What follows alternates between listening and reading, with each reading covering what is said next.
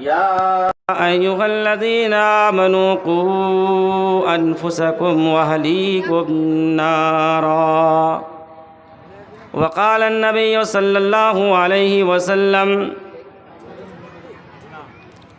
इन्नल्लाह साइलुन कुल्ल राइन अम्मस्तरआहु अहफ़िज़ ज़ालिका अम ज़य्या हत्ता यसअल अर्रजुल अन अहल बैतिही रवाहु इब्न हिब्बान व सहाहुल अलबानी। रब्बि इश्रह ली सदरी व यस्सिर ली अमरी वहलुल उक़दतम मिन लिसानी यफ़क़हू क़ौली रब्बि ज़िदनी इल्मा अल्लाहुम्मा रब्बि ज़िदनी इल्मा। स्टेज पर जलवा फ़रोज़ उलमा इकराम मोहनपुर और उसके अतराफ़ व अकनाब से आए हुए सामईन इज़ाम और पर्दा नशी माएँ और बहनें, आज के इस मदरसा नजमुल हुदा की सालाना इजलास में जिस टॉपिक पर गुफ्तगू करना चाहता हूँ वो है लड़कियों की बगावत असबाब व इलाज। मेरे भाइयों, दोस्तों, नौजवान साथियों, आज आप फेसबुक में, व्हाट्सएप में, न्यूज़पेपर में देखते हैं कि लड़कियां माँ बाप से बगावत करके घर की दहलीज को पार करके अपने बॉयफ्रेंड के साथ फरार हो गई।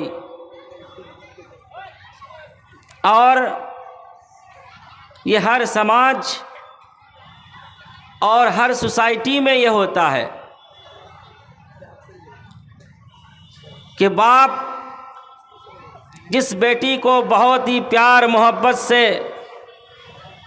और बहुत ही अरमान से पाला था, वही बेटी बाप के सारे अरमानों के शीश महल को चकनाचूर करके अपने बॉयफ्रेंड के साथ चली जाती है और बाप की उम्मीदों पर पानी फेर देती है और बाप शर्मो हया शर्मिंदगी में डूब जाता है और उसका कलेजा मुंह में आ जाता है जब उसकी बेटी किसी के साथ घर से बाहर चली जाती है और फिर कोर्ट मैरिज कर ले।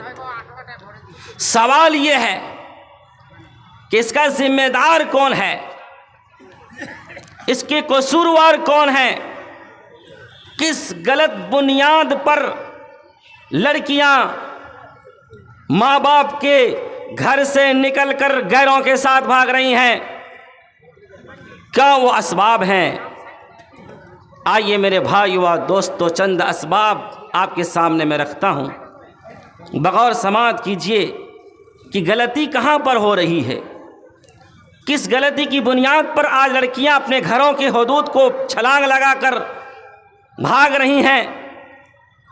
मेरे भाइयों व दोस्तों, अगर कहा जाए तो सबसे बड़ा सबब अगर देखा जाए तो वो है माँ बाप की तरबियत में कमी। इसलिए कि माँ बाप अपनी औलाद को बिगाड़ भी सकता है और संवार भी सकता है।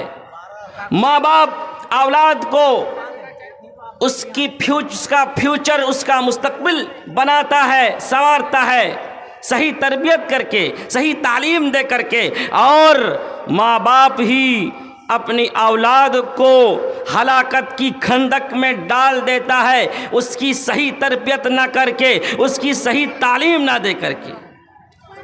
चुनांचे अल्लाह तबारक व तआला ने माँ बाप को जिम्मेदारी दी है कि वह अपनी औलाद की सही तरबियत करे, उनको दीनी तालीम से आरास्ता पे रास्ता करें, अल्लाह तबारक व तआला कुरान हकीम के अंदर इरशाद फरमाता है, या अय्युहल्लज़ीना आमनू कू अनफुसकुम व अहलीकुम नारा, ऐ ईमानो वालो तुम अपने आप को और अपने घर में रहने वाले तमाम अफराद को जहन्नम की आग से बचाओ। सवाल ये पैदा होता है कि इंसान अपने आप को जहन्नम की आग से कैसे बचा सकता है। इंसान जब इस्लामी तालीमात पर अमल करेगा, अल्लाह तबारक व तआला और रसूलुल्लाह सल्लल्लाहु अलैहि वसल्लम के फरमानात पर अमल करेगा तो वो जहन्नम की आग से बच सकता है। और साथ ही साथ वो अगर अपनी औलाद को सही तरबियत दे, अगर दीनी तरबियत दे तो अपनी औलाद को वो जहन्नम की आग से बचा सकता है।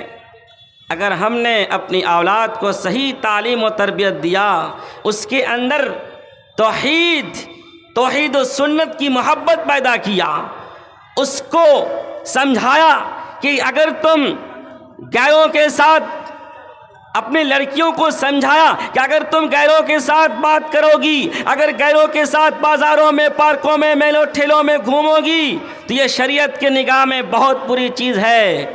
आप अपनी औलाद के अंदर अल्लाह का डर और खौफ पैदा करें कि देखो शरीयत मुतहरा के अंदर ज़िना करना बहुत बड़ा जुर्म है, बहुत बड़ा पाप है। शिर्क के बाद अगर कायनात के अंदर सबसे बड़ा अगर कोई गुनाह, कोई जुर्म, कोई पाप है तो वो ज़िना है। उस ज़िना की मज़म्मत अपनी औलाद को आप दें और समझाएं कि ज़िना करना कितना बड़ा गुनाह है। अगर आप अपनी औलाद के अंदर, अपनी लड़कियों के अंदर अल्लाह का खौफ पैदा करेंगे, तक़वा पैदा करेंगे तो आपकी लड़की कभी भी गैरों के साथ नहीं भाग सकती हैं, अपने बॉयफ्रेंड के साथ भाग नहीं सकती हैं।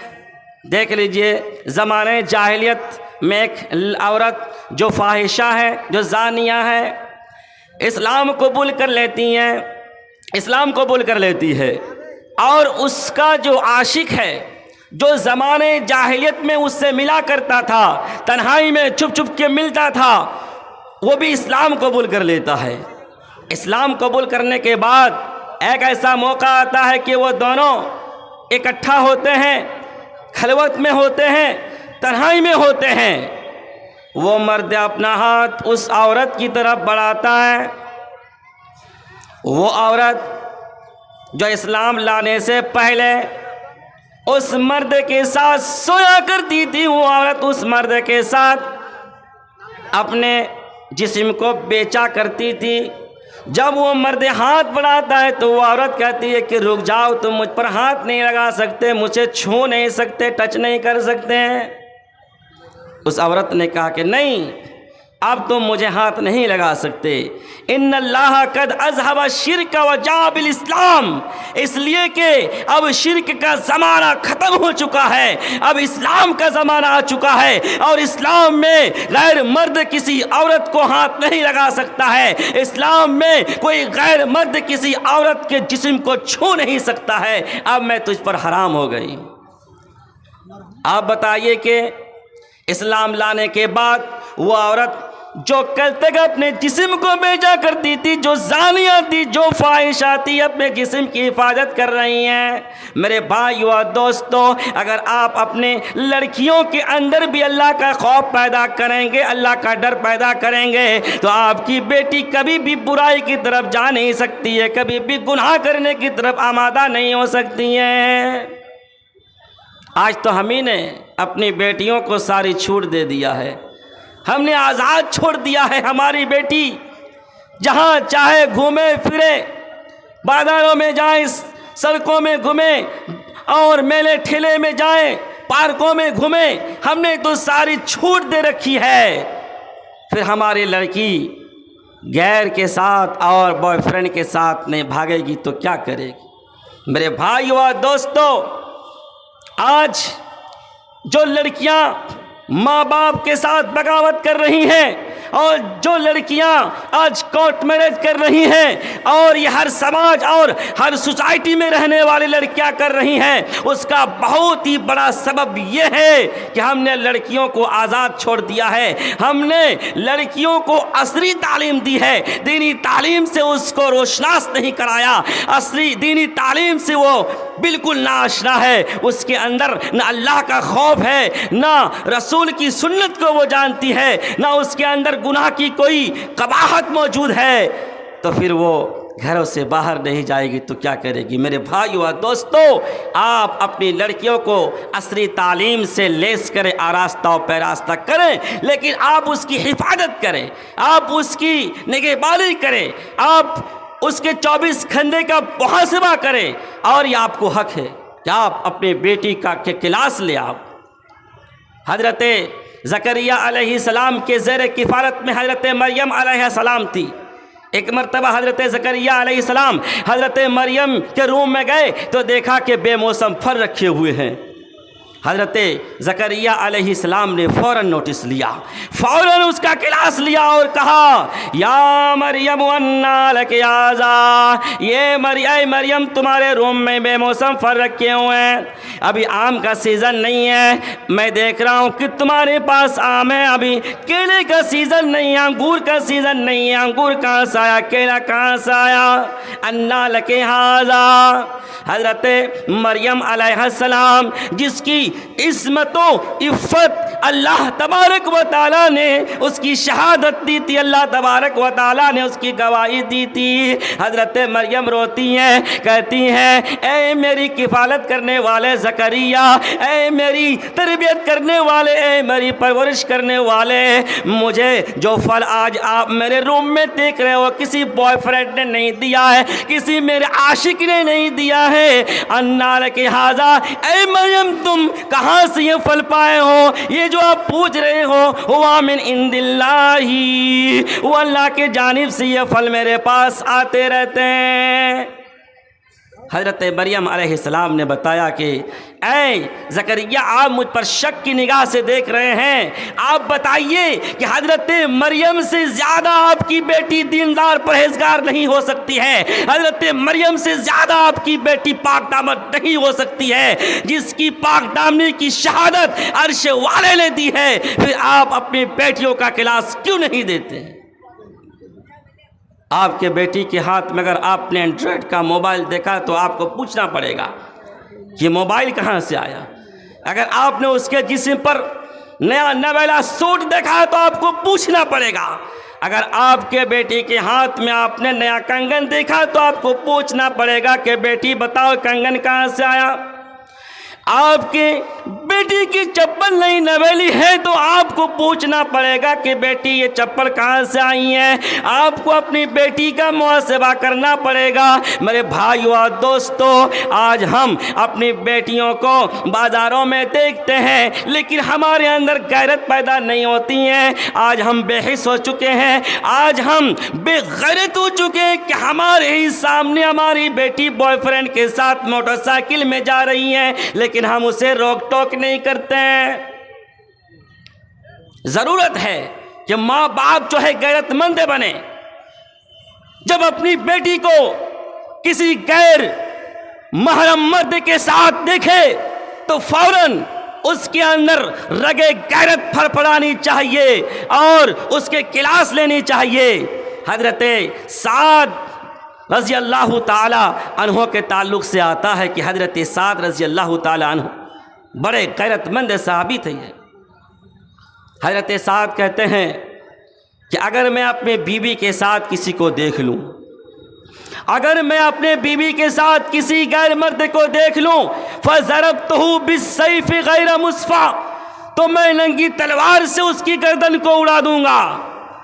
अल्लाह के नबी सल्लल्लाहु अलैहि वसल्लम के कान में जब ये बात आती है तो अल्लाह के नबी सल्लल्लाहु अलैहि वसल्लम साहबा से कहते हैं कि साहबा अताजबूना मिन गैरत साद, क्या तुम लोग साद की गैरत पर ताज्जुब नहीं क्या क्यों नहीं करते हो?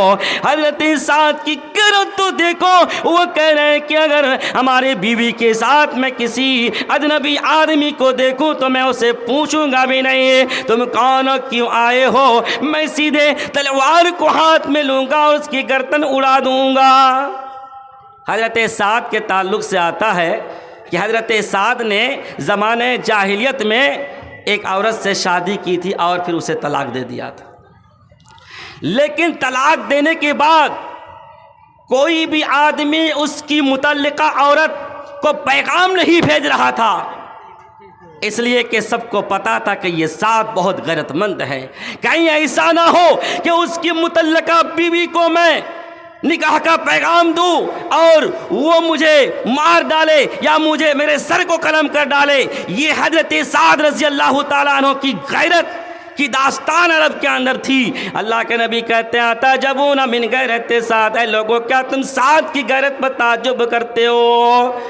ला अगियरु मिन्हु वल्लाहु अगियरु मिन्नी, ऐ लोगों सुनो, मैं तो साद से भी ज़्यादा गैरतमंद हूँ और अल्लाह तो उससे भी ज़्यादा गैरतमंद है। लिहाजा मेरे भाइयों दोस्तों, अगर आपके घर में बहू बेटी है तो आपको गैरतमंद होना होगा। अगर आप गैरतमंद हो जाएंगे तो आपकी बेटी कभी भी गैरों के साथ जो है घूम नहीं सकती है, गैरों के साथ बात नहीं कर सकती हैं, गैरों के साथ आंखें डाल के आंखें दो चार नहीं कर सकती हैं।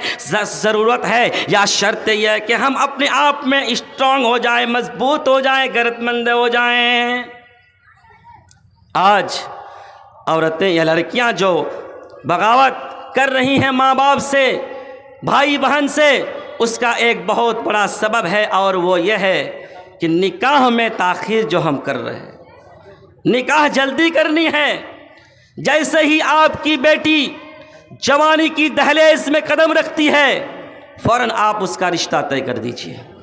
मत देखिए कि अभी उसका जो है वो बीएड अभी कंप्लीट नहीं हुई है, मत देखिए अभी वो इंटर पास की है कि नहीं की है, मत देखिए कि वो इंजीनियर बनेगी या डॉक्टर बनेगी। अगर उसकी उम्र हो गई है तो आप उसकी शादी कर दें, और अगर आप शादी नहीं करेंगे तो फिर वही होगा कि ताख़ीर करेंगे। मोबाइल का ज़माना है, फितना का ज़माना है। मोबाइल के ज़रिए से किसी से चक्कर लगा करके घर से वो निकल जाएगी। फिर आप अपने सर पे हाथ रखोगे, आप काफ़ी अफसोस मलोगे, कुछ फ़ायदा होगा नहीं। अल्लाह के नबी सल्लल्लाहु अलैहि वसल्लम फरमाते हैं इज़ा ताकुम मन तरज़ौना दीनहु व खुलुक़हु फ़ज़व्विजू, ऐ लोगों जब तुम्हारे पास किसी आदमी जो दीनदार हो, अखलाक वाला हो, उसका पैगाम आए, तुम्हारे बेटी के हाथ मांगने के लिए कोई ऐसा आदमी आए जिसका अखलाक और करैक्टर दुरुस्त हो, जो दीनदार हो, मुत्तकी हो, फ़ज़व्विजू हो, तो आप उससे शादी कर दो। बस लड़का दीनदार होना चाहिए, लड़का अखलाकमंद होना चाहिए, ये आपको देखना है। ये नहीं देखना है कि लड़का कमाने धमाने वाला है कि नहीं, लड़का का पर्सनल रूम है कि नहीं है, लड़का लग्जरी जो है वो ज़िंदगी गुजार रहा है कि नहीं गुजार रहा है, लड़का ऐसी कार में घूम रहा है कि नहीं है, लड़का जॉब कर रहा है कि नहीं कर रहा है, ये नहीं देखना है। बल्कि आपको ये देखना है उस लड़के का अखलाक कैसा है, उसका कैरेक्टर कैसा है, वो दीनदार है कि नहीं है, वो नमाजी है कि नहीं है, वो शरीयत का पाबंद है कि नहीं है, आपको ये देखना है। फ़ज़व्विजू, अगर ऐसा लड़का मिल जाए तो आप उससे निकाह कर दो अपनी बेटी का। इल्ला तफ़अलूहु तकुन फितनतुन फिल अर्ज़ि व फ़सादुन कबीर।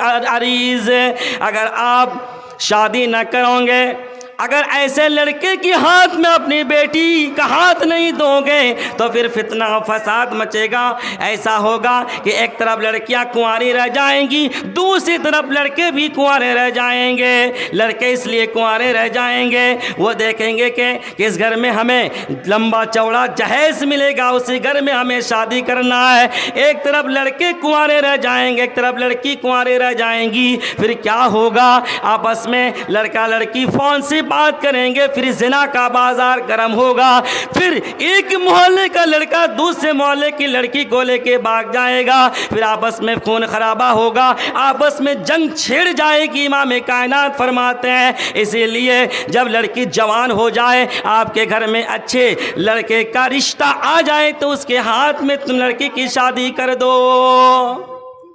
लेकिन आज मेरे भाइयों और दोस्तों, हमने शादी को बहुत मुश्किल बना दिया है।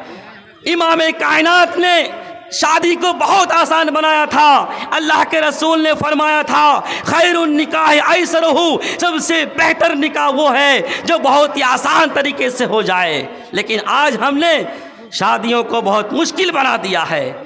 लड़के जो है देखते रहते हैं, जैसे डाकू देखते रहते हैं कि किस घर में जो है ज़्यादा सोना चांदी हीरे जवाहरात है, उसी घर में डाका डालना है। इसी तरीके से लड़के देखते हैं कि किस लड़की का बाप ठेकेदार है, अमीर है, मालदार है, पैसा वाला है, उसी घर में रिश्ता करना है ताकि लंबा चौड़ा जो है जहेज मिल जाए। मेरे भाइयों और दोस्तों, इसी जहेज ने न जाने लाखों करोड़ों बहनों की जिंदगी को तबाह कर दिया। इसी जहेज की वजह से हमारी लाखों बहनें कोठे में जाके बैठ गई हैं। इसी जहेज की लानत ने हमारी बहनों की जिंदगी को अजीरन बना दिया है। अभी हाल में देख लीजिए, अहमदाबाद की लड़की है आयशा को देख लीजिए, अहमदाबाद के साबरमती नदी के पुल के ऊपर वो जा कर के पुल से कूद करके वो खुदकुशी कर लेती है, वो अपनी जान गंवा देती है और मरने से पहले वो वीडियो बनाती है जिसमें मुस्कुराते हुए कहती हैं, अपने बाप को वो फ़ोन करती हैं और कहती हैं, ऐ मेरे बाप, मैं कब तक ज़िंदगी से लड़ूंगी, कब तक मैं घुट घुट के मरूंगी, एक मर्तबा ही मर लेना अच्छा है। ऐ मेरे बाप, आप तो बूढ़े हो चुके हैं, कब तक आप जो है जहेज का इंतज़ाम कर पाएंगे। मुस्कुरा तो रही है लेकिन हज़ारों तरह के दर्द उसके मुस्कुराहट में छुपे हुए थे। उस लड़की ने पूरी दुनिया के इंसानों को स्टेटमेंट दे दिया, मरते मरते उसने दुनिया के सामने पैगाम दे दिया कि आज मैं जो खुदकुशी कर रही हूँ इसकी सिर्फ वाहिद वजह है, वो ये है कि जहेज की लानत की वजह से मैं खुदकुशी कर रही हूँ। मेरे भाई व दोस्तों, हिंदुस्तान के अंदर आयशा जैसे बहुत जैसी ऐसी लड़कियाँ हैं जो आज भी जहेज की वजह से, जिसकी ज़िंदगी अजीरन बनी हुई है, जिसकी वजह से लड़कियां खुदकुशी कर रही है लेकिन अपने माँ बाप को बता नहीं रही हैं। मेरे भाई व दोस्तों, ज़रूरत है कि आप निकाह को आसान करें और जो जहेज है इसके खिलाफ आप जो है तंजीम बनाएं, इसके खिलाफ आप कानून बनाएं और उस कानून को आप नाफिज करें, अमली जामा पहनाएं ताकि जो है निकाह जो है वो सादगी के साथ हो, आसानी के साथ हो। मेरे भाई व दोस्तों, तो ये जो लड़कियां आज माँ बाप से बगावत कर रही हैं, ये चंद असबाब हैं और भी असबाब, मसलन जो है लड़कियों की जो है गलत सोहबत की वजह से भी लड़कियां भाग रही हैं, मोबाइल और इंटरनेट की गलत इस्तेमाल की वजह से, उसी तरीके से मखलूत तालीम और जो तालीमी इख्तिलात है उसकी वजह से भी लड़कियां हमारे घर की दहेज को पार कर रही हैं। मेरे भाई व दोस्तों, ज़रूरत है कि हम अपनी लड़कियों की सही निगहदाश्त करें, उसकी मुहाफ़िज़त करें, उसकी निगरानी करें, उसको दीनी तालीम दें ताकि लड़कियां जो हैं वो अब हमसे और आपसे बगावत न करें। आखिर में दुआ है कि परवरदिगार आलम हमें कहने सुनने से कहीं ज़्यादा अमल करने की तौफीक अता फरमा। अक़ूलु क़ौली हाज़ा।